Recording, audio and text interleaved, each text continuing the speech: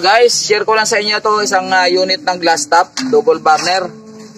Ito po yung kanyang glass, tempered glass na basag, nag-crack, nag-shattered. Nakita nyo ito, may bakas ng apoy. Ito, dito yan nakatapat, dito. Kung makikita nyo, may sunog sapat na to, dito sa pinakang L-type connector. Dito. Yan. Yan, tinanggal ko na kasi basag-basag na eh. Yan. Paliwanag ko lang sa inyo kung bakit nangyayari yan. Bago pa to guys, wala pang 2 buwan. Wala pang 2 buwan. Hindi ko na babanggitin yung tatak. Para sa pair, vlogging. Hindi natin sinisiraan ang kasi lahat ng glass top kasi, ito ang mangyayari kung sakaling nagkaroon ng leak somewhere. Possible na dito. Ito yung mga pinagmumulan ng leak niyan dito sa plants. Kasi may gasket yan dyan sa loob. Pag yan maluwag tong tornilyo o kaya matagal na at nainit na, napipipi na yung pinakang ito. Meron ako dito ang sample. Guys, kung wala ako ng sample ng gasket na sinasabi ko. Ito yung plants na yan. Magkabila. Kahit single burner. Siyempre single din yung plants. Ito yung gasket niya sa loob. Ito lahat yan may gasket guys. Yan. Yan. Ngayon sa katagalan, napipipi ito. Napaplat yan, napaplat. So hindi niya na napipigilan yung gas. Kasi may pressure yan, di ba? So possible na magkaroon ng leak dito. So lagi ko sinasabi sa mga vlog ko, pag may naamoy kayo na presence na LPG, hindi pwede singhot-singhot. Merong mga ilong na mahina ang pang-amoy. So ang pinakang the best is lalagyan nyo ng bula dito. Tapos ipapalibot nyo dyan sa plants na yan. Kasi may dugtungan yan eh. Ayan o. Kaya nga may tornilyo yan eh. Papalibutan nyo ng bula yan. Pagkabila, pag may lumubo kahit konti singaw, lulubo yan. So, check natin kung may leak yung gasket somewhere. Tapos ito naman, ang nangyari dito, dito naman nag-leak. Dito sa may thread.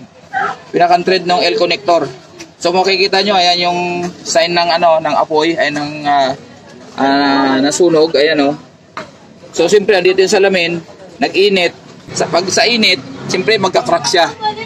Okay, yan guys, ayan. Sinare ko lang sa inyo para may idea kayo. Yan ang glass top. Yan. Ang disadvantage ng glass top is sarado. Pag nakalagay dito yung salamin, sa ibabaw, hindi nyo makikita yung apoy sa ilalim. Diba? So wala kayong idea kung ano nangyayari. Magugulat na lang kayo, mababasag yung salamin. Okay? Okay, continue tayo. Maghahanap tayo ngayon na ipapalit natin dito sa glass top. Na may sukat, sana may kasukat na reserba ko dyan para magamit ni sir ng customer natin. Okay? So guys, ito na yung natin, yung ang nailagay kasi bumili kasi sa akin yung customer. Ito, binilin ko na lagyan ng teflon tape. Ngayon hindi nalagyan, nakalimutan. So walang problema to dahil bago. Nung tinanggal ko, talagang walang teflon tape. So sigurado ito ang cost niyan kaya nasunog apoy dito. So kung bibili kayo, kaya nyo namang gawin, kaya nyo ikabit, huwag lang kakalimutan na gumamit ng teflon tape. Okay guys? Ganito ang tamang paglalagay ng teflon tape kasi kung papansin nyo, gipit dito. Mahirap Teka, ito muna galawin bro. Mahirap maglagay, di ba? Dahil gipit. Ito technique. Ito technique natin. Ito. Ikot nyo dito. Dito. Ikot nyo dito yung teflon. Sa screw, Phillips screw o flat screw. Pwede rin kahit yung stick. Basta medyo bilog para mas madali. Hindi kailangan makapal na makapal. Importante may teflon tape. Kasi pag may thread, automatic teflon tape. Putol. Tapos, siyempre sa una, hawakan nyo. Ganyan. Pag naipasok nyo na yan, hawakan nyo muna. Sigurado nyo na maiipit yung unang linagay nyo doon. Tapos, ito, yan, ganyan, yan. Tapos, iikot nyo lang ito ng ganon. Mas madali maglagay ng teflon tape. Okay? Yan. Kasi pag di nyo nilagay dito sa screw, mahirapan kayo magpantay. Kung pinakailangan paikutin pa, sige lang. Yan. Okay.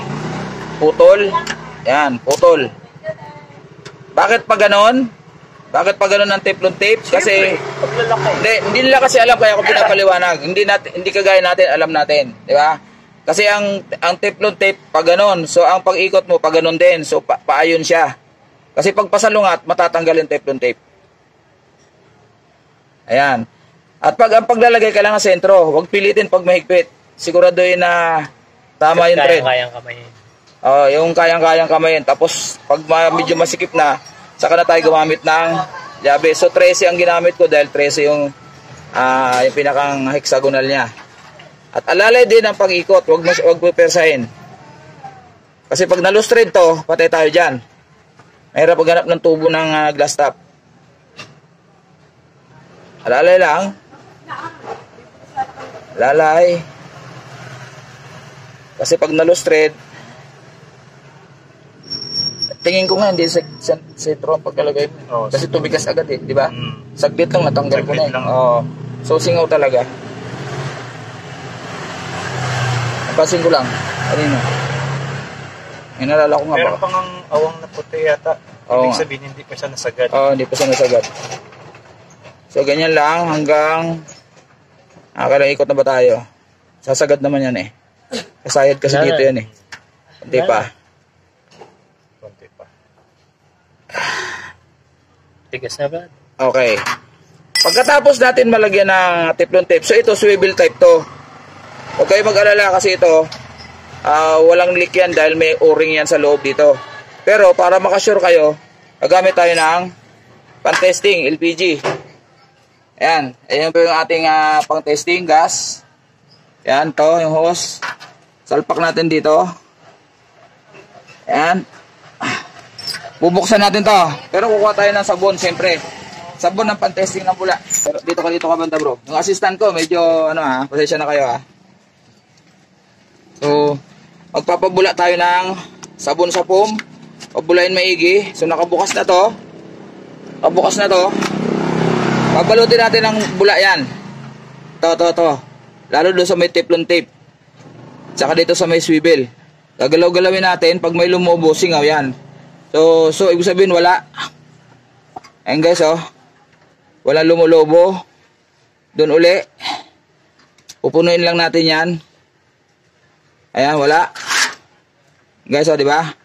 Doon Brad, pakatin mo dito. Sa kabila. Dito. Dugtong. Ayan. Wala. Wala lumubo. Ayan. So okay na siya. Yan ang tamang pag-test ng leak. Kung sakaling may leak, lulubo yan. Hindi makakaligtas sa bula yan. Kahit maliit na singaw, lulubo pa rin yan. Okay. So, stop muna tayo. Isasalpak natin yung salamin. Finished product. Eto na. Napalitan na natin ang salamin guys. At naligtis na natin kanina. Wala namang Testing na rin natin yung apoy. Okay siya. Walang problema. Ayan guys. Happy na si Brian. Kasi wala pang 2 buwan, sayang nga naman. May stock ako ng glass, na extra glass. Ayan, so kanina, ang brand niya ay naging Q1 na ngayon. Kanina Mikata. Ay importante, kasi yung salamin. Okay. Approve.